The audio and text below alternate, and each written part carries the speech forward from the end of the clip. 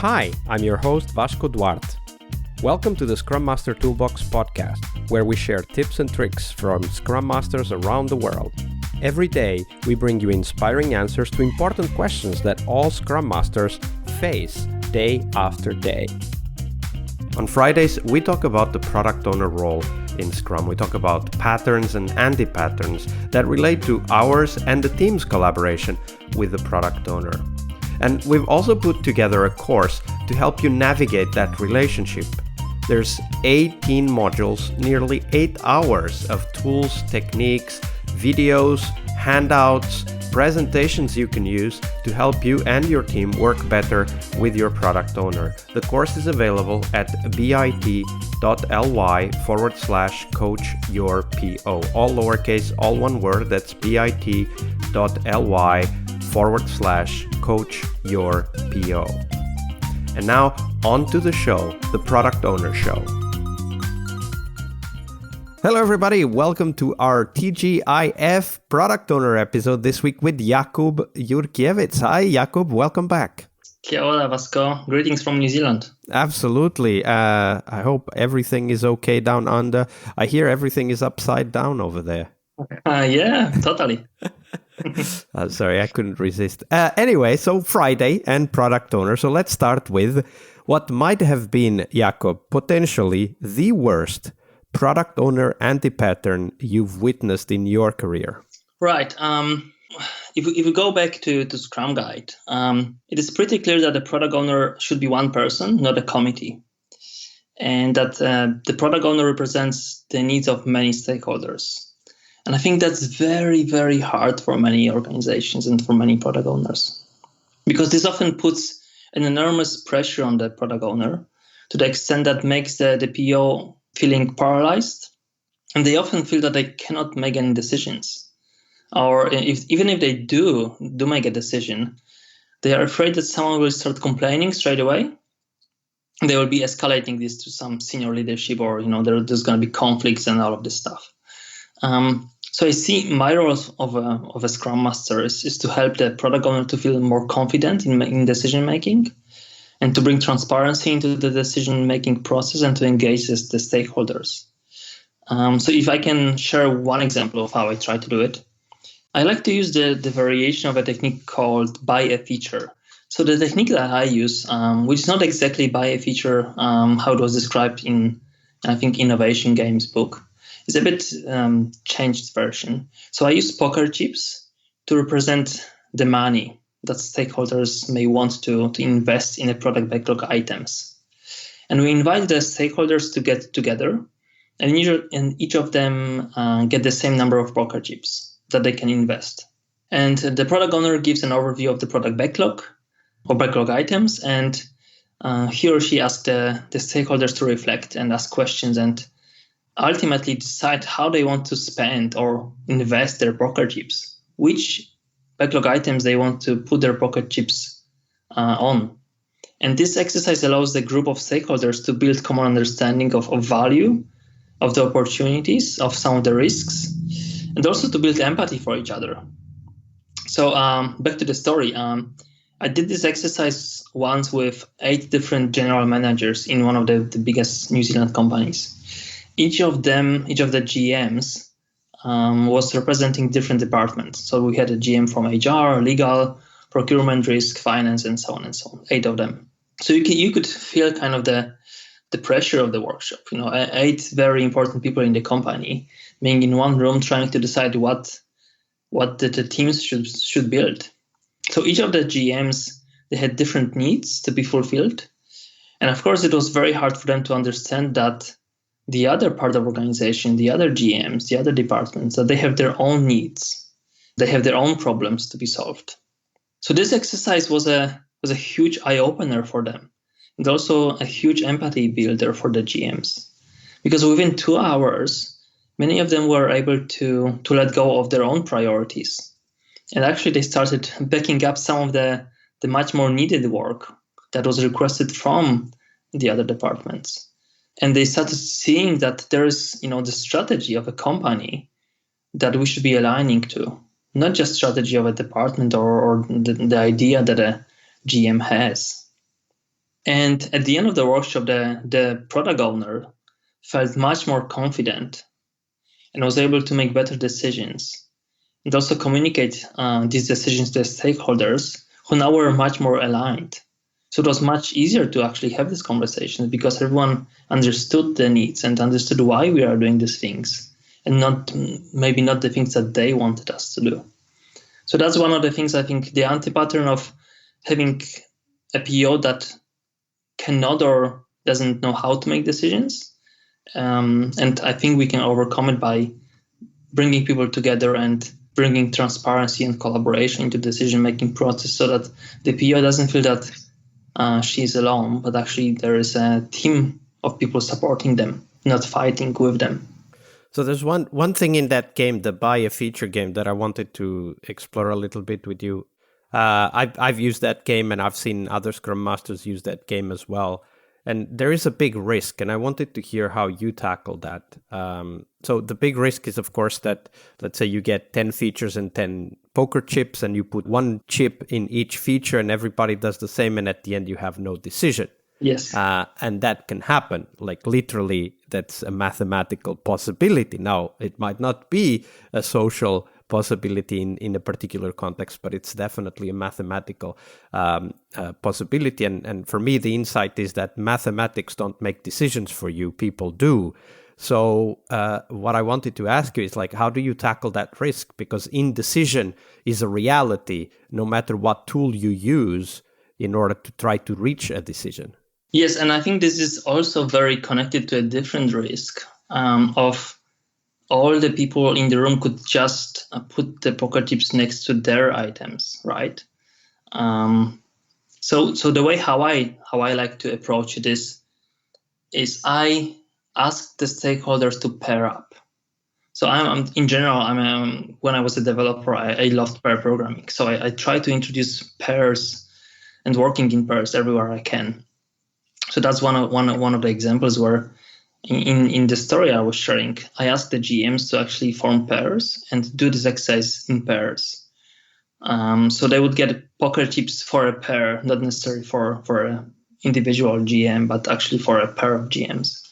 And I asked them to collaborate and decide together where they would put the poker chips.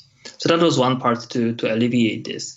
Another part was that I strongly started with going back to the strategy of the company and reminding them that part of their role is making sure that their departments are aligned and are supporting the strategy of the company. And I even asked them to imagine if they were the CEO of a company, how would they invest the poker chips? Not just looking at their own interests and their own KPIs, but as a company leader, how would you invest money? And I think this changes a lot of people's perspective. And I got a couple of feedbacks coming from people saying that was a game changer for them. It helped them to kind of unlock different perspectives and allow them to do this exercise effectively. Absolutely. And that's a great set of tips for us. So next is, of course, the best example, potentially the best product owner you've ever worked with. Describe that for us, Jakub. Yeah, sure. Every great product owner that I have worked with, I think had one thing in common. They all had one thing in common. It was trying to bring the team closer to the customer. And I remember one time when one of the product owners I was working with, he organized a visit for the part of the team to see the customer at the place where they worked. So we could observe how they did their job. And it was truly insightful because one of the things that we learned was that the users, they were using keyboard navigations a lot. It was part of the habits of how they were using the software. And as a team, we didn't pay attention to keyboard navigation at all. That was the last thing we would do.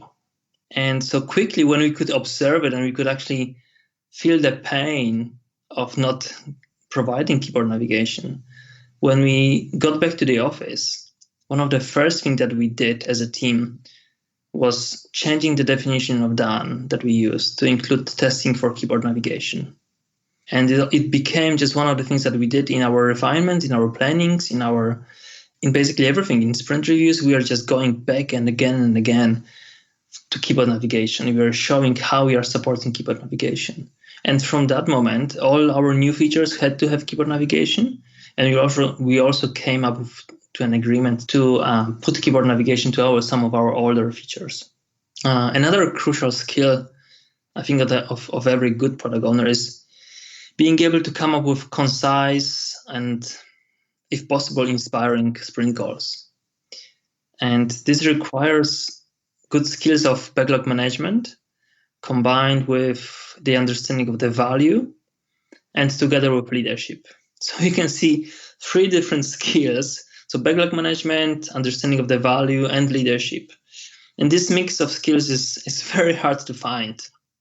So one of the techniques I use to help product owners to become better at this, become better at coming up with good sprint goals, I ask them different kind of questions. To give you some examples, one question could be, how would you like to see the world of the customer changing after we finish this sprint?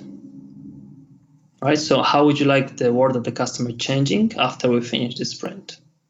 To again put the customers at the center and make or encourage the product owner to think about the customer when defining the sprint goal. Or a different question, which is totally different, could be, if this sprint was a movie, how would it be titled? So what would be the title of the sprint if it was a movie? And again, different way, kind of this time trying to unlock the creativity, or kind of maybe the art part of the brain. Not the analytical and the management part of the brain, but more like, let's put some sort of creative thinking into this. And it often helps the product owners.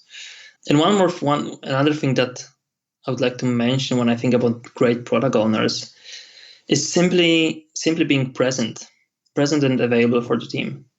And that unfortunately, many product owners, they spend many hours in meetings, and often they are not available to collaborate with the team, to provide answers and directions to the team. And a good product owner is well aware that the team needs them.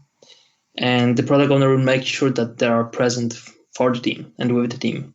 Yeah, so these are some of the 3 main characteristics of a good product owner for me. Absolutely. And also great ideas on how to help the product owners focus on a clear sprint goal, because that's actually one of the biggest problems I see with the product owner and team relationship is that it ends up being almost like a shopping list relationship, right? Where the product owner is the person who wants something from the shop and the team is the one that goes up to the shop and gets the stuff, but they forget why that's important, right? It's like being given a list of ingredients for a dinner without knowing what kind of dish is going to be prepared. Yeah, totally. Exactly. All right. That was a great story and great tips. Thank you very much for sharing those with us, Jakub. We're getting close to the end, but before we do go, where can people find out more about you and the work that you're doing? Yeah, sure. So one way to check me out is to go to agilecoachinglab.com, which is the website of the trainings that I'm doing. Find me on LinkedIn and check out the podcast that I'm doing together with my friend Joe. The podcast is called Jakub, and it's about Agile, Live, and Monkeys. So you may find it interesting as well. Yeah, absolutely. What does the monkeys mean in your podcast title, though? Yeah, so monkeys are, because Joe and I, we just like talking about various subjects, and sometimes our conversations go a bit crazy. So the monkey represents this kind of craziness of our conversations and some of the conversations we have with our guests. So if there is a topic that we are interested in, and it may not be about Agile, we are still going to follow the monkey and see what happens there. So that's the monkey. Absolutely. That's a great metaphor. Jakub, it's been a pleasure. So thank you very much for your generosity with your time and your knowledge. Thank you. It was amazing to be here. Thank you, Vasco. Thank you, everyone. One more week of the Scrum Master Toolbox podcast is over, but there's a lot more we have to share. We have developed our own membership site where you find a community of active and engaged Scrum Masters. In this site, you get access to exclusive content and get to interact with us, your podcast hosts, as well as the best Scrum Masters in the world. Join us at scrummastertoolbox.com/podcast and keep this podcast free of advertising. See you next week for one more week full of Scrum Master tips and tricks. We really hope you liked our show. And if you did, why not rate this podcast on Stitcher or iTunes? Share this podcast and let other Scrum Masters know about this valuable resource for their work. Remember that sharing is caring.